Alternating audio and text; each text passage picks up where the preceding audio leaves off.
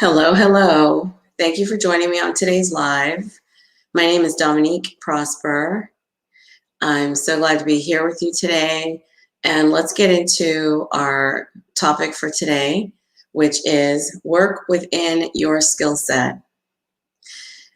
Every day for the month of September, I'm going to be dropping a video that basically reinforces what you already know, things that we should be doing, all of us, because it's not just some of us. It's it's all of us. We all need to level up, re-strategize, reset, aim higher, all the things.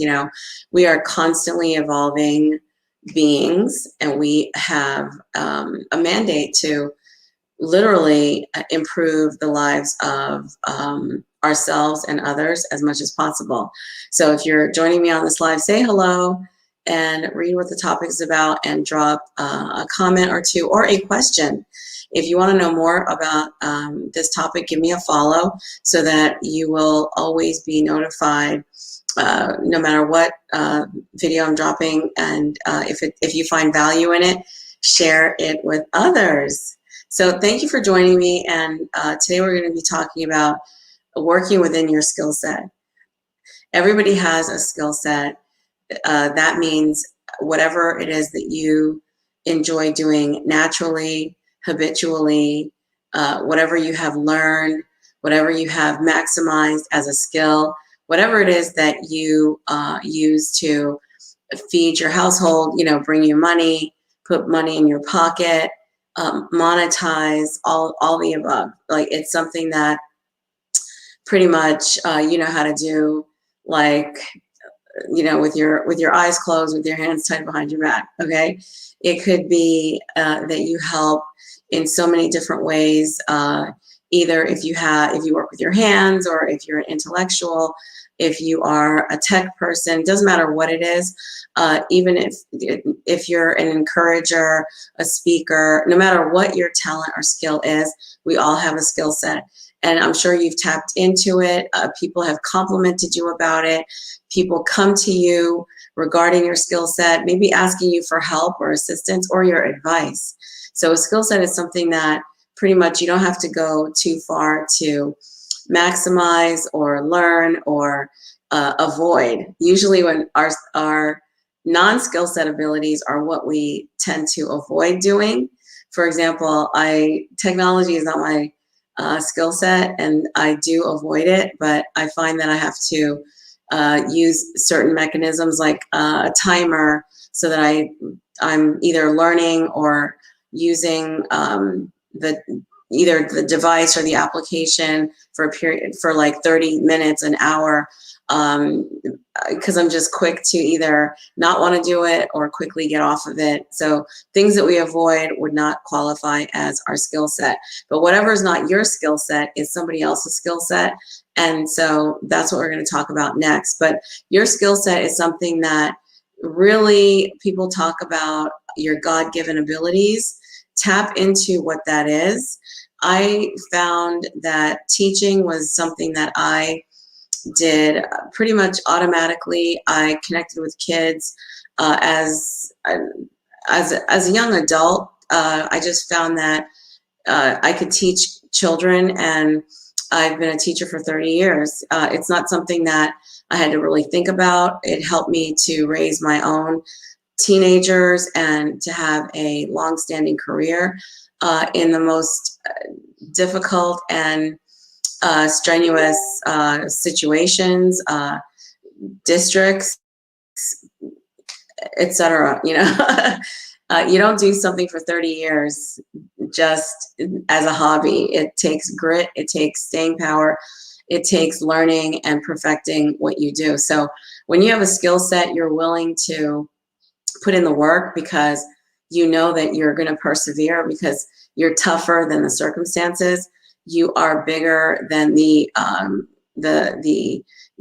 current situation, and you know how to maximize by reaching out and finding help. Okay, so that's a skill set. The whole 360 degrees perspective of it, and it doesn't scare you off. Whatever is not your skill set easily scares you off. You're quick to avoid it, leave it alone, let somebody else pick up the pieces, just run away, right? So we definitely want to distinguish the two. And so this video is all about helping you tap into what it is that you do naturally, that you're gifted at, that people compliment you for. And why is that so important? Well, we've been employees, or I don't know if you've already been a contractor, consultant in your career, but I found that lane much later in my career. I've been an employee much longer than I've been an independent person, making money on my own. So this is something that you should not look past. Let me tell you a little story. I thought about leaving teaching 4 years ago, and I tried a business completely different and outside of education. And guess what happened? I'll give you one good guess. Did you guess? All right. Well, it didn't fare so well. It did not fare so well, even with the education, even with mentors, even with help, assistance. I don't know what it was. It did not take me very far. And so you have to look at your skill sets, because your skill sets take you farther than other opportunities might. And a way to maximize other opportunities would definitely be not only to go all in, but to find your sweet spot within that niche if you are willing to do it. And so I don't know what it was about that particular niche, but guess what?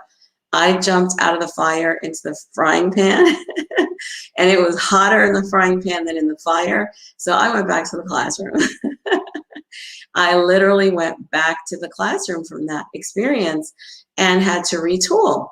So then with the whole shutdown last year, I found that, hey, if I just stick to my skill set, but find a sweet spot within that skill set, that might carry me. And lo and behold, I can tell you that if you stick with your skill set and find a way to deliver that skill set to the marketplace, you will be rewarded. Now, you have to do the work. Why? Because you're delivering your skill set in a way that you have not delivered it before. So that will take not only transition time, there is a learning curve, and you still need support. For example, as a 30-year educator in urban districts, in 5 urban districts in the United States, I always had mentors. I had one mentor as a brand new teacher, and then I had a plethora of training throughout the years. And so you have to get the education on a regular basis.